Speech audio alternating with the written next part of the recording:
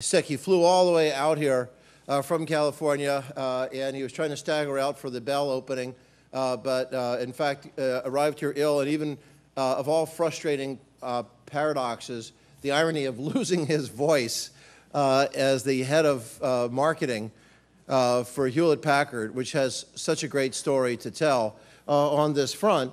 And it follows up exactly what you're talking about. In fact, tying back to Jay Whitehead's opening is they #1 in corporate responsibility magazine's 100 best corporate citizens.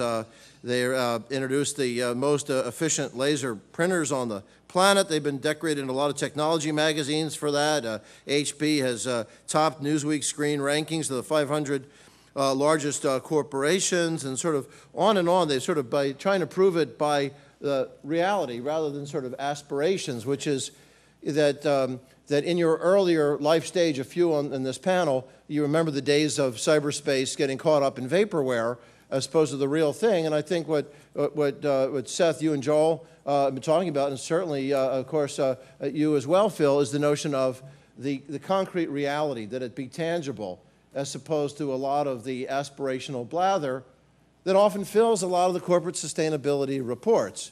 But the thing that you really talk about with the greenwashing is, where's the tangible evidence that you've done something? And what are some other guidelines that you have that you can share with us that you're just releasing today? Is that proprietary? No, with any luck, it's downloadable right now on ogilvyearth.com.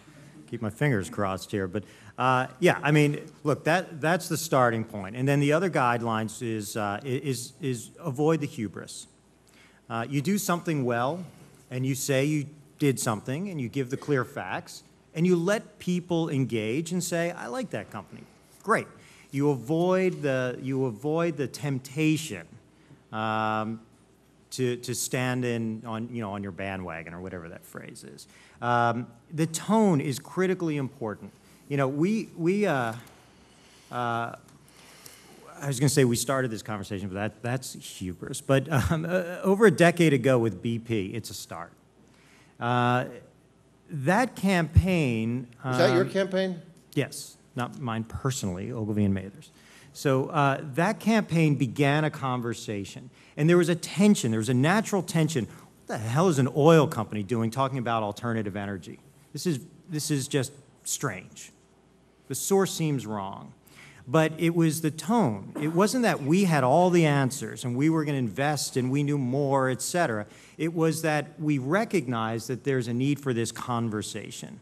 And we recognize that, that we're at the very beginning of what should be a long and slow and steady change in energy. Now, Seth, as you bring up that example, and you can let this one go, if I were you, I would, but didn't Greenpeace, following that campaign, give Lord Browne, in fact, a decoration following up on that campaign?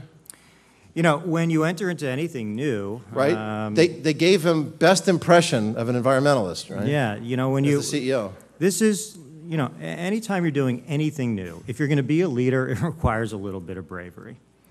And that's just the truth on anything. And anyone in this room, and I think I'm in the right room to say this, that when you invent, when you do something for the first time, you're going to have some people who question you. So what? If you're clear, if your intentions are right, go forward anyway. There is no opportunity that doesn't come, I think, to those who just clearly and honestly lead. And that, I think, is what consumers are asking for. They've been asking for it from government, haven't always gotten it. Been asking for it from NGOs at times, haven't always gotten it. They're asking it of brands, of corporations to lead in this space because, as you said, as you've said, I think as the first panel said, you know, corporations are the dominant institution of the 21st century. This is where change is going to happen. The alignment between environment and economy is, there's no daylight between them. It is absolutely here. So I think it's now the role to be brave and to be leaders and then to reap the rewards. Sudhir, as an expert in consumer marketing, I was wondering if, responding to what you've heard on this panel, if sometimes greenwashing allegations are legitimate issues to raise, and if you had any thoughts on what some of those guidelines would be, adding to the importance of integrity and believing what you're doing is the real deal, as Phil and Joel demonstrated in their own projects, and as Seth was talking about and how he advises his clients, and we can do a case study on BP later or now if anybody wants to, but is it here?